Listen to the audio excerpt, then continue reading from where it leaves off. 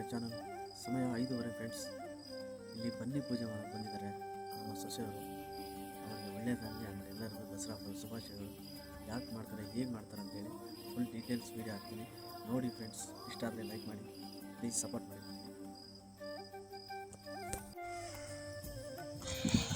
Friends, ಇದೇ ಗಣೇಶ ದೇವಸ್ಥಾನ. ಇದ್ರ ಇರೋದೇ ಬನ್ನಿ ಮರ, ಬನ್ನಿ ಮಂಟಪ. ಅಲ್ಲಿ ಮದುವೆ ಆಗದೆ ಇರೋರು ಮತ್ತು ಮಕ್ಕಳಾಗದೇ ಇರೋರು 5 ದಿವಸ ವ್ರತ ಮಾಡ್ತಾರೆ. ಈಗ ದಸರಾ ಟೈಮಲ್ಲಿ ತುಂಬ ಪವರ್ಫುಲ್ ಆಗಿರುತ್ತೆ, ತುಂಬ ಫಲಿತಾಂಶನೂ ಇರುತ್ತೆ.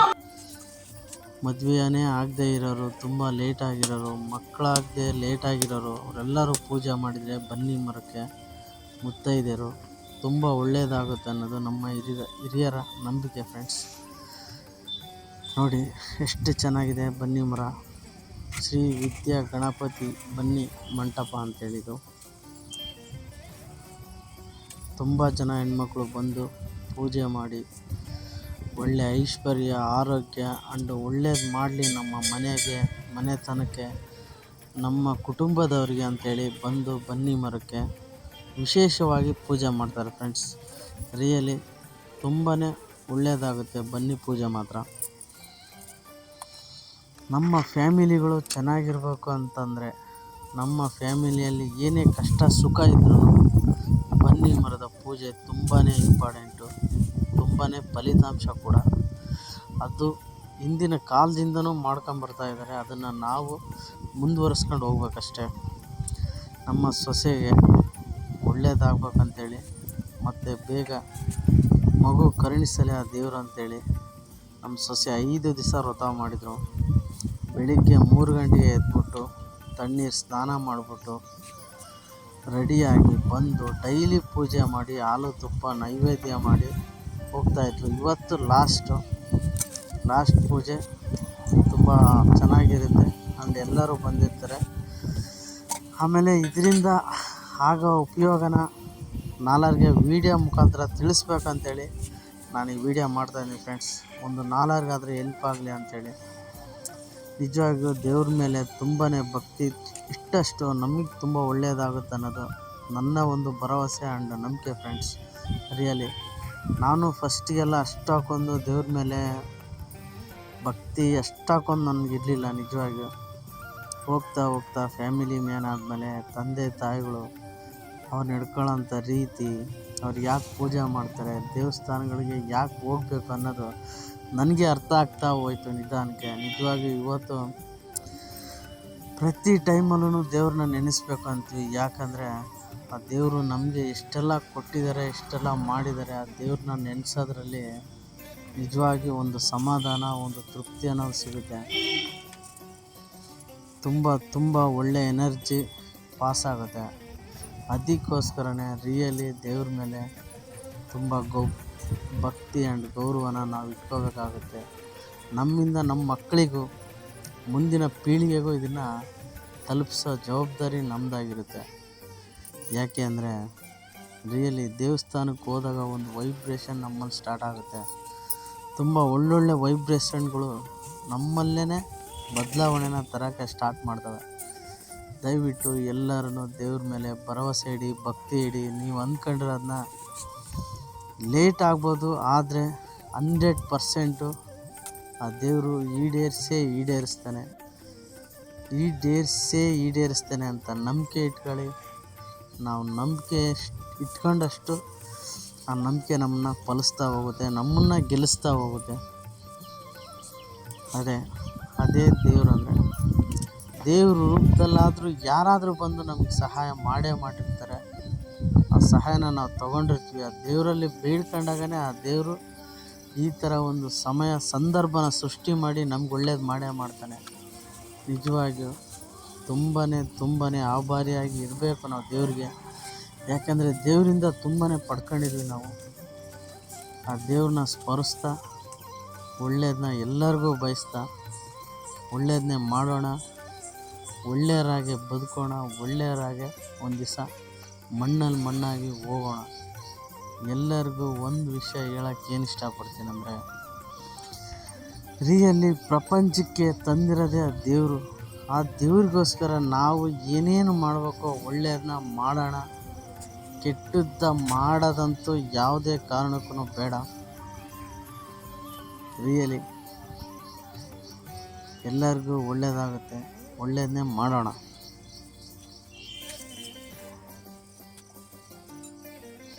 ನಮ್ಮ ಸೊಸೆ, ನಮ್ಮ ಮನೆಯವರು ತುಂಬಾ ಭಕ್ತಿ, ಅವರು ತುಂಬಾ ಪೂಜೆ ಮಾಡ್ತಾಯಿದ್ರು. ನಿಜವಾಗಿ ನಾನೇ ಒಂದೊಂದು ಸಲ ಏನಕ್ಕೆ ಇಷ್ಟೊಂದೆಲ್ಲ ಪೂಜೆ ಮಾಡ್ತೀರಾ, ದೇವರೆಲ್ಲ ಕೊಟ್ಟಿದ್ದಾನಲ್ಲ, ಯಾಕೆ ಇನ್ನೂ ಬೇಡ್ತಾ ಇರ್ತೀರ ನೀವು, ದೇವ್ರಿಗೆ ಹಿಂಸೆ ಆಗಲ್ವಾ ಅಂತ ನಾನೇ ಕೆಲವೊಂದು ಸಲ ಅವ್ರಿಗೆ ಹೇಳ್ತಾ ಇದ್ದೆ. ಆದರೆ ಈಗ ನಾನು ಪೂಜೆ ಮಾಡೋದು ನೋಡಿ ಅವರೆಲ್ಲ ನಗ್ತಾ ಇರ್ತಾರೆ, ಏನು ನೀನು ಪೂಜೆನೇ ಮಾಡ್ತಾ ಇರಲಿಲ್ಲ, ದೇವ್ರನ್ನ ಇಷ್ಟಕ್ಕೊಂದು ಇಷ್ಟಪಡ್ತಾ ಇರಲಿಲ್ಲಲ್ಲಮ್ಮ ಅಂತೇಳಿ. ಆದರೆ ನನಗೆ ಈಗ ಅರ್ಥ ಆಯಿತು, ರಿಯಲಿ ದೇವರು ಯಾವತ್ತಿದ್ರೂ ಗ್ರೇಟೇ. God is great. ರಿಯಲಿ ಯಾರ್ಯಾರು ದೇವ್ರ ಮೇಲೆ ಭಕ್ತಿ ಇಲ್ವೋ ನಿಜವಾಗಿಯೂ ಇನ್ಮೇಲಾದರೂ ಭಕ್ತಿನ ಹೆಚ್ಚು ಮಾಡ್ಕೊಳ್ಳಿ. ಒಳ್ಳೊಳ್ಳೆ ದೇವಸ್ಥಾನಗಳಿಗೆ ಹೋಗಿ ಬನ್ನಿ, ಮನಃಶಾಂತಿ ಸಿಗುತ್ತೆ, ಮನಸ್ಸಿಗೆ ಒಂದು ನೆಮ್ಮದಿ ಸಿಗುತ್ತೆ. ತುಂಬಾ ಕೊಡ್ತಾನೆ ಆ ದೇವರು, ನೆಮ್ಮದಿ, ಸಮಾಧಾನ, ಶಾಂತಿ, ಫ್ಯಾಮಿಲಿಯಲ್ಲಿ ಒಳ್ಳೆಯ ಒಂದು ವೈಬ್ರೇಷನ್ನು, ಮಕ್ಕಳು ಮರಿಗೆ ವಿದ್ಯಾಭ್ಯಾಸ ಪ್ರತಿಯೊಂದೂ ಒಳ್ಳೇದು ಮಾಡ್ತಾ ಹೋಗ್ತಾನೆ ಫ್ರೆಂಡ್ಸ್. ರಿಯಲಿ ನಾವು ಅದನ್ನು ನಂಬಬೇಕು, ಅದನ್ನು ಫಾಲೋ ಮಾಡ್ಕೊತ ಹೋಗಬೇಕು. ಪ್ರತಿಯೊಂದು ಗಿಡ ಮರದಲ್ಲೂ ಪ್ರಾಣಿ ಪಕ್ಷಿಗಳಲ್ಲೂ ನಾವು ದೇವ್ರನ್ನ ಕಾಣಬೇಕು. ಎಲ್ಲದರಲ್ಲೂ ದೇವರಿದ್ದಾನೆ, ಎಲ್ಲರಲ್ಲೂ ದೇವರಿದ್ದಾನೆ. ದೇವರು ಅಂದ್ರೇ ಒಂಥರ ಭಕ್ತಿ, ಸಮಾಧಾನ. ರಿಯಲಿ ಎಲ್ಲರೂ ದೇವ್ರನ್ನ ಸ್ಮರಿಸೋಣ, ಅವರ ಹೆಸರನ್ನ ಜಪಿಸ್ತಾ ಮುಂದೆ ಸಾಗೋಣ, ಮುಂದೆ ನಡೆಯೋಣ. ಎಲ್ಲರೂ ಒಳ್ಳೆಯದನ್ನೇ ಮಾಡೋಣ.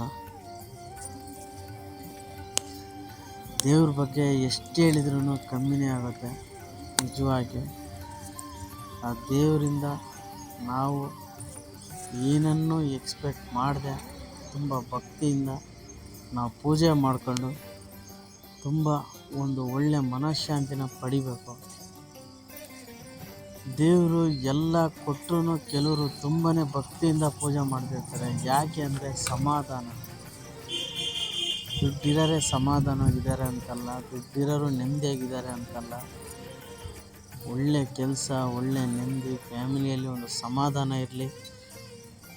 ಸಮಾಧಾನ ಅನ್ನೋದು ನಿಜವಾಗಿಯೂ ದೇವರು ಕೊಟ್ಟಂತಹ ಒಂದು ತುಂಬ ಪವರ್ಫುಲ್ ಪದ ಅಂತ ಅನಿಸುತ್ತೆ. ನಿಜವಾಗಿ ದೇವರು ನಮಗೆ ಸಮಾಧಾನನೇ ಇಲ್ಲ ಅಂದಿದ್ರೆ ಇವತ್ತು ಎಷ್ಟೋ ಜನ ಸಮಾಧಿಯಾಗೋಗಿರೋರು. ಸಮಾಧಾನ is the very important. And ತಾಳ್ಮೆ, ಸಮಾಧಾನ, ತಾಳ್ಮೆ ಅನ್ನೋದು ದೇವಸ್ಥಾನಕ್ಕೆ ಹೋದಾಗ ತುಂಬಾ ನಮಗೆ ಅನುಭವ ಆಗುತ್ತೆ, ತುಂಬಾ ಅದು ನಮಗೆ ಸಿಗ್ತಾ ಹೋಗುತ್ತೆ. ಈ ದಸರಾ ಮೂಮೆಂಟಲ್ಲೂ ಬನ್ನಿ ಮರ, ಬನ್ನಿ ಪೂಜೆ, ಬನ್ನಿ ದೇವಸ್ಥಾನಕ್ಕೆ ಹೋಗೋದು ಇದೊಂಥರ ತುಂಬ ಈಗ ಭಾಳನೇ ಮಾಡ್ತಾಯಿರ್ತಾರೆ. ತುಂಬ ಜನ ಬನ್ನಿ ಮುಡಿತಾರೆ, ತುಂಬ ಜನ ಬನ್ನಿನ ಕೊಟ್ಟು ಎಲ್ಲರೂ ಒಳ್ಳೆಯದಾಗಲಿ ಅಂತ ಪೂಜೆ ಮಾಡ್ತಾರೆ. ನಿಜವಾಗಿ ಈ ಟೈಮಲ್ಲಿ ಬನ್ನಿ ಪೂಜೆ ತುಂಬ ಶ್ರೇಷ್ಠ ಆ್ಯಂಡ್ ತುಂಬ ಪವರ್ಫುಲ್ ಆದ ಒಂದು ಟೈಮ್ ಇದು. ಏಕೆಂದರೆ ದಸರಾ ಟೈಮು ತುಂಬ ಒಳ್ಳೆಯ ಫಲಗಳನ್ನು ಕೊಡೋಂಥ ಟೈಮ್ ಇದು. ಎಲ್ಲರೂ ಬನ್ನಿ ಪೂಜೆ ಮಾಡಿ ದೇವರ ಕೃಪೆಯಲ್ಲಿ ಪಾತ್ರರಾಗೋಣ. ಎಲ್ಲರಿಗೂ ಒಳ್ಳೆಯದಾಗಲಿ ಅಂತೇಳಿ ಬಯಸೋಣ. ಎಲ್ಲರನ್ನೂ ಚೆನ್ನಾಗಿಡಪ್ಪ ಭಗವಂತ ಅಂತೇಳಿ ಹೇಳೋಣ. ಯಾವುದೇ ಒಂದು ಪ್ರಪಂಚದಲ್ಲಿ ನಡೆಯುವಂಥ ಯಾವುದೇ ಒಂದು ದೊಡ್ಡ ಅನಾಹುತಗಳು ಆಗದೇ ಇರಲಪ್ಪ, ಪ್ರಾಣ ಹಾನಿ ಆಗದೇ ಇರಲಿ, ಯಾರಿಗೂ ನಷ್ಟ ಆಗದೇ ಇರಲಿ. ಎಕ್ಸ್ಪೆಷಲಿ ನಮ್ಮ ರೈತ ಕುಟುಂಬಗಳು ನೆಮ್ಮದಿಯಾಗಿರಲಿ, ಬಡ ಕುಟುಂಬಗಳು ತುಂಬ ನೆಮ್ಮದಿಯಾಗಿರಲಿ ಅಂಥೇಳಿ ಕೇಳ್ಕೊಳ್ಳೋಣ. ನಮಗೆ ಅನ್ನ ಕೊಡೋರು ರೈತರು, ಅವ್ರ ಎಲ್ಲ ಕುಟುಂಬನೂ ನೆಮ್ಮದಿಯಾಗಿರಬೇಕು ಅಂತ ದೇವ್ರ ಹತ್ರ ಕೇಳ್ಕೊಳ್ಳೋಣ ಫ್ರೆಂಡ್ಸ್. Please request. ಎಲ್ಲರೂ ಚೆನ್ನಾಗಿರಲಿ ಅಂತ ಕೈ ಮುಗಿಯೋಣ. ಒಳ್ಳೆಯದನ್ನೇ ಬಯಸೋಣ, ಒಳ್ಳೆಯದನ್ನೇ ಹಂಚೋಣ, ಒಳ್ಳೆಯದನ್ನೇ ಮಾಡೋಣ. ಒಳ್ಳೆಯರಾಗೆ ಇರೋಣ. ನಮ್ಮಲ್ಲಿರೋ ಕೆಟ್ಟು ಮನಸ್ತಾಪಗಳು, ಕೆಟ್ಟು ಆಲೋಚನೆಗಳು, ಕೆಟ್ಟು ಎಲ್ಲರ ಹತ್ರನೂ ಇರುತ್ತೆ ಅಲ್ಪ ಸ್ವಲ್ಪ ಕೆಟ್ಟದನ್ನೋದು. ಅದು ಯಾವತ್ತೂ ಇಲ್ಲದೇ ಥರ ನಮ್ಮಿಂದ ತೆಗ್ದಾಕಪ್ಪ ಭಗವಂತ ಅಂತ ದೇವ್ರ ಹತ್ರ ನಾವು ಪ್ರಾರ್ಥನೆ ಮಾಡ್ಕೊಳ್ಳೋಣ. ನಮ್ಮ ಸೊಸೆಯವರು ಎಲ್ಲ ಪೂಜೆ ಮುಗಿಸಿ ಎಲ್ಲರ ಹತ್ರ ಮುತ್ತೈದರ ಹತ್ರ ಆಶೀರ್ವಾದ ತಗೊತಾ ಇದ್ದಾಳೆ. ಅವಳಿಗೆ ತುಂಬಾ ಒಳ್ಳೆಯದಾಗಲಿ, ತುಂಬಾ ಆ ದೇವರು ಇವು ಕೇಳ್ಕೊಂಡಿದ್ದೆಲ್ಲ ಕರುಣಿಸ್ಲಿ ಅಂತ ಆ ದೇವ್ರ ಹತ್ರ ನಾವು ತುಂಬ ಸ್ಪೆಷಲ್ಲಾಗಿ ಕೇಳ್ಕೊತೀವಿ. ತುಂಬಾ ಪವಿತ್ರವಾದ ಒಂದು ಇದು ಅಂದರೆ ತಾಯ್ತನ. ನಿಜವಾಗಿ ಎಷ್ಟೋ ಹೆಣ್ಮಕ್ಳಿಗೆ ಆ ತಾಯ್ತನ ಅನ್ನೋದು ಒಂದು ತುಂಬಾ ಈಸಿಯಾಗಿ ಸಿಗುತ್ತೆ. ಇನ್ನೆಷ್ಟೋ ಹೆಣ್ಮಕ್ಳಿಗೆ ತುಂಬಾ ಕಷ್ಟಪಟ್ಟು ತುಂಬಾ ದೇವಸ್ಥಾನಗಳಿಗೆ ಹೋಗಿ ದೇವ್ರನ್ನ ಬೇಡಿಕೊಂಡು ಎಷ್ಟೋ ಪೂಜೆಗಳನ್ನ ಮಾಡಿದ ಮೇಲೆ ನಿಜವಾಗಿ ಎಷ್ಟೋ ಜನ ತಾಯಾಗಿದ್ದಾರೆ, ತಾಯ್ತನನ ಪಡ್ಕೊಂಡಿದ್ದಾರೆ. ಅದರಲ್ಲಿ ನಮ್ಮ ಮನೆಯವರು ಒಬ್ಬರು ನಿಜವಾಗಿ ತುಂಬಾ ಪೂಜೆ ಮಾಡಿ ತುಂಬಾ ಕಷ್ಟಪಟ್ಟು ಕಠಿಣ ಪೂಜೆಗಳನ್ನೆಲ್ಲ ಮಾಡಿ ತಾಯ್ತನನ ಪಡೆದ್ಲು ನಮ್ಮ ಮನೆಯವರು. ರಿಯಲಿ ನಾನು ಅದನ್ನು ಯಾವತ್ತೂ ಮರೆಯೋಕ್ಕಾಗಲ್ಲ ಫ್ರೆಂಡ್ಸ್. ಎಷ್ಟು ದೇವಸ್ಥಾನ ತಿರುಗಿದ್ವಿ ಅಂದರೆ, ಆದರೆ ಆ ದೇವರು ನಮ್ಮನ್ನು ಯಾವತ್ತೂ ಕೈ ಬಿಡಲಿಲ್ಲ. ಇವತ್ತು ಒಳ್ಳೆ 2 ಮುದ್ದಾದ ಮಕ್ಕಳನ್ನ ಕರುಣಿಸಿದ್ದಾನೆ. ರಿಯಲಿ ಆ ಅಪ್ಪಗೆ ಯಾವತ್ತೂ ಚಿರಋಣಿಯಾಗಿರ್ತೀವಿ. ನಾವು ಸಮೇತ ಬನ್ನಿ ಪೂಜೆ ಮಾಡಿದ್ವಿ ಫ್ರೆಂಡ್ಸ್. ಬನ್ನಿ ಪೂಜೆ ಮಾಡಿ ಮಕ್ಕಳ ಭಾಗ್ಯನ ಆ ದೇವ್ರಿಗೆ ನಮಗೆ ಕರುಣಿಸಿದ್ದಾನೆ. ಎಲ್ಲರಿಗೂ ಒಳ್ಳೆಯದಾಗಲಿ. ಎಲ್ಲರೂ ದಸರಾ ಹಬ್ಬನ ಅದ್ಧೂರಿಯಾಗಿ ಮಾಡಿ ಎಲ್ಲರಿಗೂ ಆಯುಧ ಪೂಜೆಯ ಶುಭಾಶಯಗಳು, ದಸರಾ ಹಬ್ಬದ ಶುಭಾಶಯಗಳು. ಎಲ್ಲರಿಗೂ ಆ ದೇವರು ಒಳ್ಳೇದು ಮಾಡಲಿ. ಓಕೆ ಫ್ರೆಂಡ್ಸ್, ನೆಕ್ಸ್ಟ್ ವಿಡಿಯೋದಲ್ಲಿ ಸಿಗೋಣ. ಎಲ್ಲರಿಗೂ ಒಳ್ಳೆಯದನ್ನ ಬಯಸೋಣ ಫ್ರೆಂಡ್ಸ್. ಲೈಕ್ ಆದರೆ ಲೈಕ್ ಮಾಡಿ, ಶೇರ್ ಮಾಡಿ ಪ್ಲೀಸ್. ಫುಲ್ ವಿಡಿಯೋ ಸ್ಕಿಪ್ ಮಾಡಿದೆ ನೋಡಿ ಫ್ರೆಂಡ್ಸ್. Okay bye friends.